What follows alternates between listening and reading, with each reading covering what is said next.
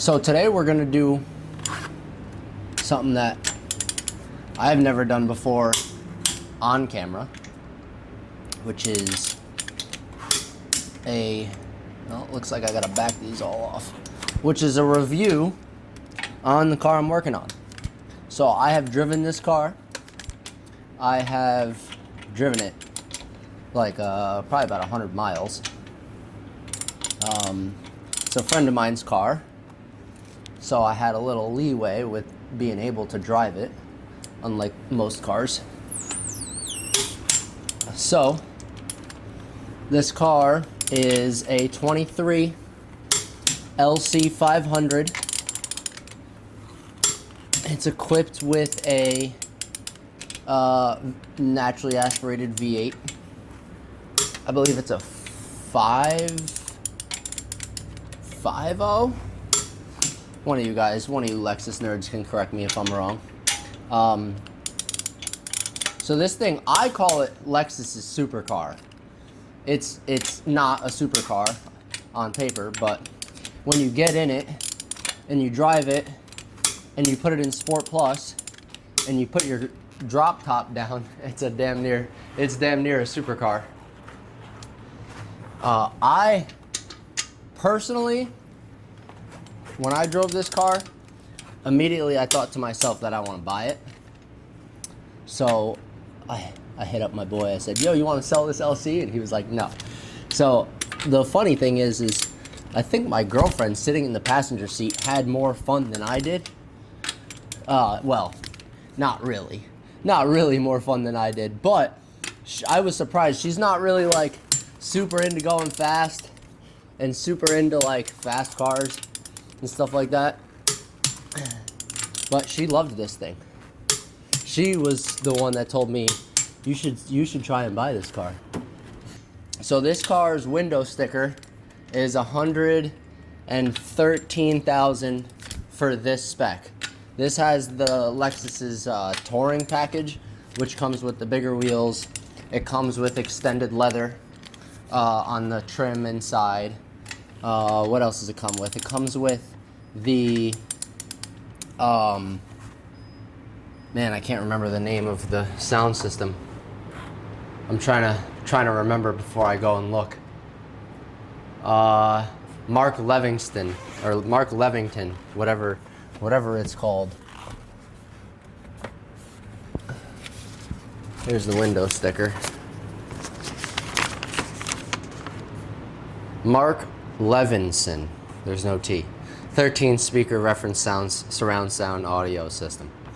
And he paid $190 for the WeatherTech or the all-weather floor mats. What a ripoff from Lexus. Heads-up display, limited slip diff, Yamaha rear performance damper, premium paint, $500. Carbon fiber scuff plates, which is these. This is a really cool add-on to the package, in my opinion. $600 for that. The touring package was just under $8,000. So total sticker on this is $113,556.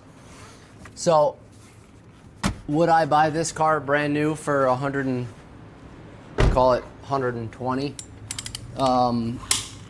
Yeah, probably I would, in all honesty, because the tech that it comes with is incredible.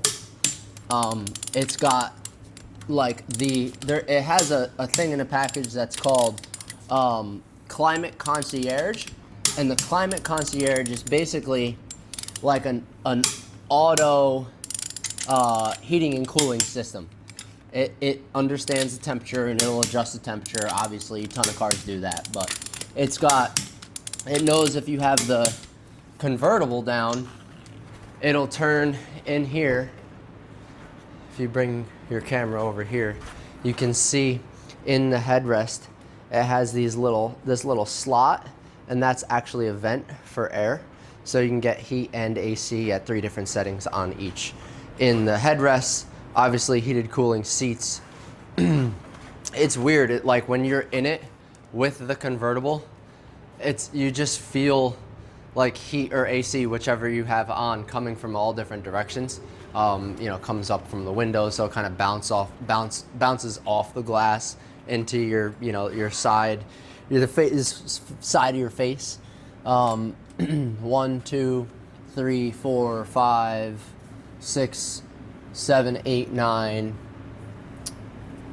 Visibly, I see 9 different ducts for the air. I think that's all. It's got the normal Lexus like slide pad in the inside to control.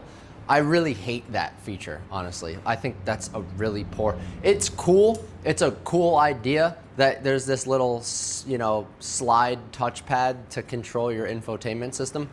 But just make it a damn touchscreen or make it actual buttons, because that thing is so touchy that if you swipe your finger on it a little bit too much, it'll go all the way down the setting list. It's weird.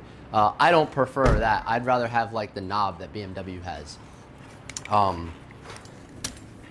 So that's our interior. When you're sitting in, one other note about the interior, when you're sitting in it, and I'll do it for you right now.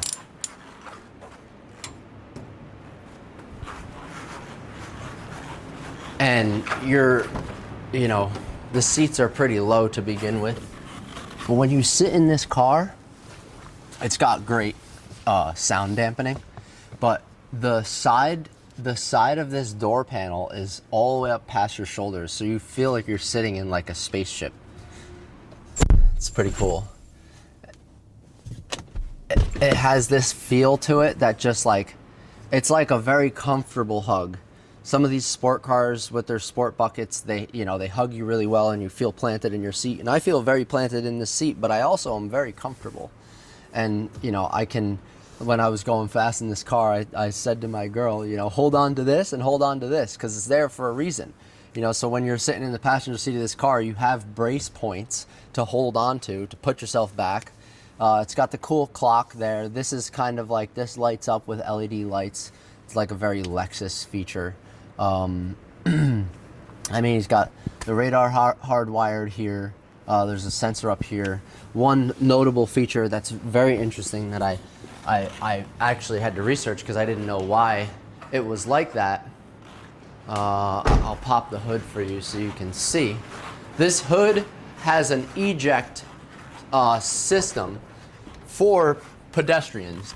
So apparently Lexus couldn't get it to pass some pedestrian crosswalk law to where it's so low in the front that if somebody was to, if you were to say hit a pedestrian, which who the hell's doing that? But say you were to hit a pedestrian, the hood has these this eject system, right? So this here on both sides, and then actually up in the jamb here, this will pop the hood up about 3 to 4 inches if it was to get into an accident. So the hood will deploy off of the car for a couple different reasons. One, I assume it'll kind of soften the impact of whatever it is, and also probably will save some of these components from getting damaged. And this is a very packed motor, so if you mess one thing up, you might as well total the car.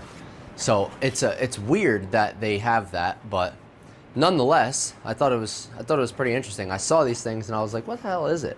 And it's got all these warning symbols on it, and I looked it up, and turns out it's a hood deployment system.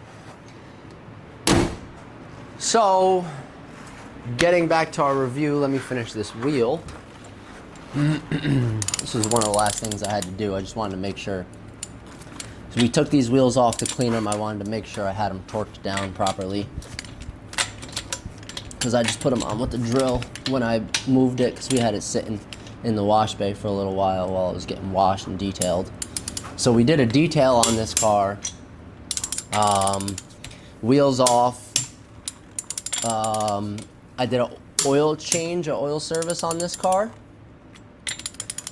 which was fairly easy. Lexus actually made it very user-friendly to do the oil change. There's 2 plates on the bottom, and the plates are just on with 10mm bolts.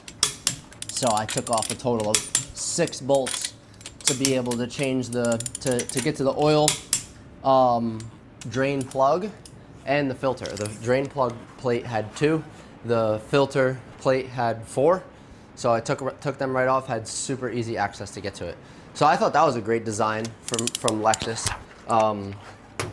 because the whole bottom of the car is a skid plate. And I looked at it and I was like, oh boy, I'm gonna have to take this whole thing apart. Didn't have to. So detail, oil service. I did some PPF parts of some individual parts of the car with PPF. The whole car is full body PPF with Expel. Pretty trash film, honestly. I put pure PPF on it. Put pure PPF on this car, and looking like I did this fender, for example. I did the front bumper. I did this fender because this fender had a bubble in it from the previous installer.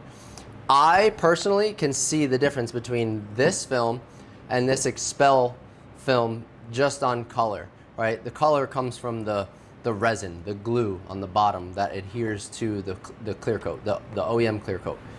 This is much more crystal clear and true to the actual color of the car than Expel. Expel has yellowed in its time, right? When you install it, yeah, it looks great, but over time it yellows. So seeing a panel side to side, I mean, as the installer, I can see that I did pure on this and this is Expel. But is it worth it to rip the whole body and redo it for, 10, 12 grand? No, it's not. Even if I gave him a deal and it was 8, it's not worth it. It's protected. That's for, repeal or peel and reapply, is for a later date for this car. This car just really needs to be protected. It's a weekend warrior, so it doesn't see the road all that often. It's a 23 and it's got 6,000 miles on it. Going back to reviewing this car, would I buy this car? Yes. Is it worth the money? Yes, absolutely. It's a great bang for your buck car because, like I said, the tech, the power that it has, the sound the stock exhaust makes is insane. I'm not really a convertible guy, but after driving this car with the drop top, I really like it. So I would do convertible in this car. I also think it kind of makes it look like a spaceship when the top is down. You can be doing up to 31 miles per hour and drop the roof. Once you hit 32, it won't work. You press the button, it doesn't work. But if you're doing 25 miles an hour down the road, you can hit the button and it'll fully do its thing. What else did we do to this car? Because it's white, because it's full body PPF, I trimmed some more. I trimmed some edges of film because they just had dirt build up. This car is all pre-cut, so no edges are wrapped. So I just trimmed some of the edges up a little bit to kind of clean it up, freshen up the film. It has 21-inch touring wheels. Like I said, that comes with the touring pack. These pretty cool vents to, I guess the vents are made to cool the tires down. How much that's really doing, not much. It's more of a look feature. There's absolutely no room in this trunk. I don't know if I can open this trunk from the back. I don't believe that there is a button. It's good because I got to put the wheel lock back in there. I'm showing you for a reason. Because it's a convertible, this is where the convertible is stored. So, and this is all of his belongings for the car. So there's no room back here. I mean, you can't really fit anything at all.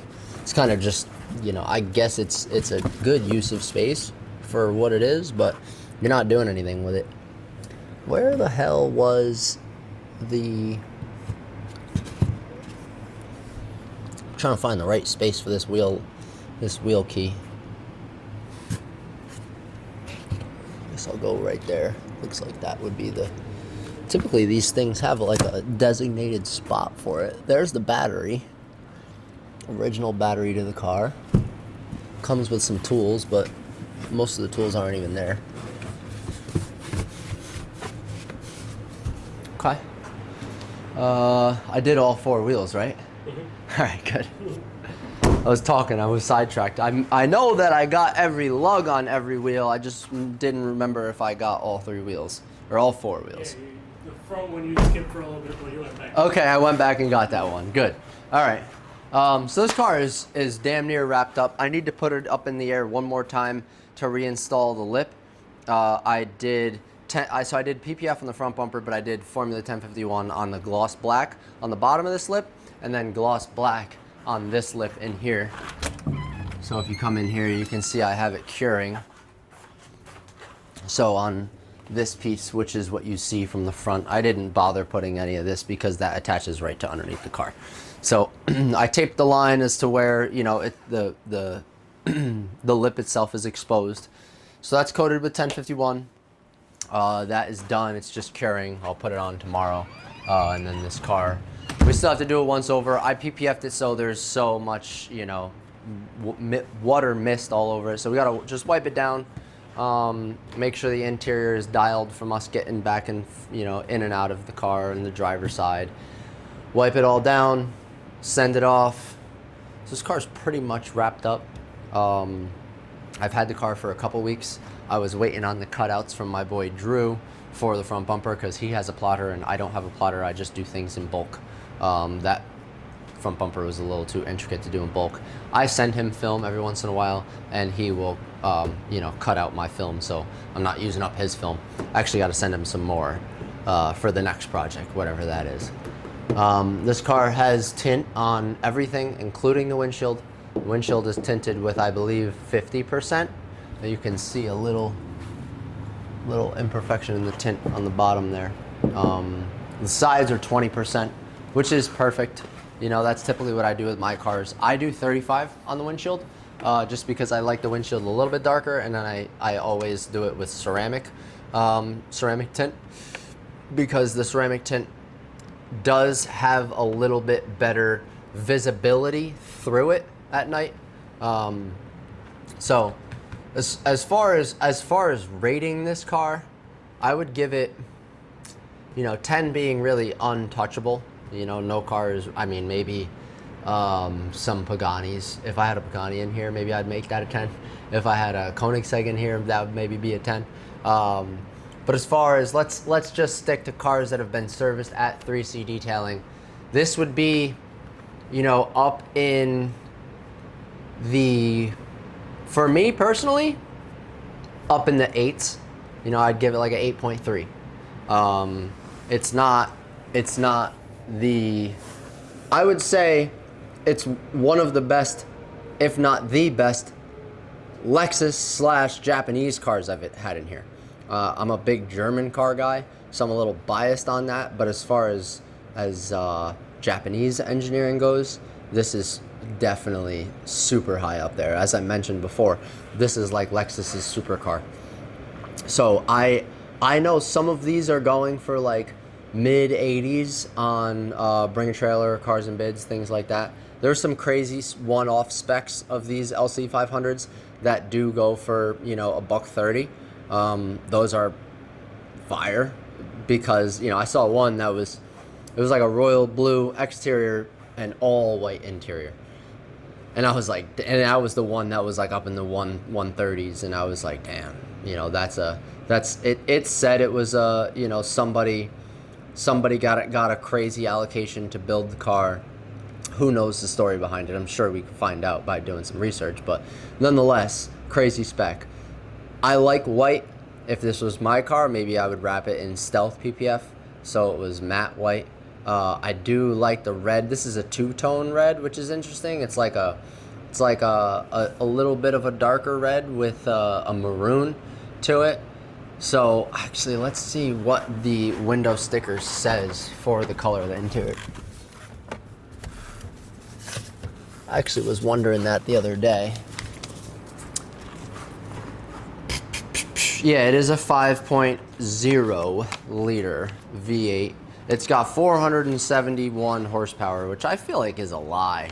I feel like this thing has over 500 horsepower. Ultra white is the exterior. Interior.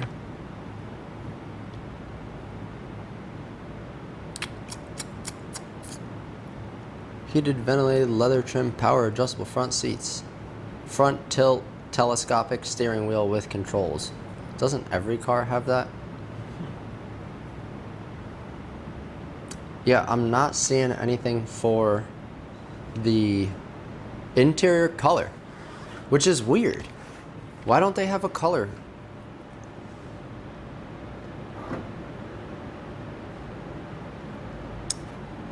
Who knows? Well, if any of you watching this video know what Lexus calls this red, and I guess if we go over to the driver's side, you'll be able to see it better. Which is what one thing I found, which is really weird, is if you go on the driver's side, you'll see the other maroonish red, whereas this is just one color, but the driver's side has two colors. So why they did that, I don't really know.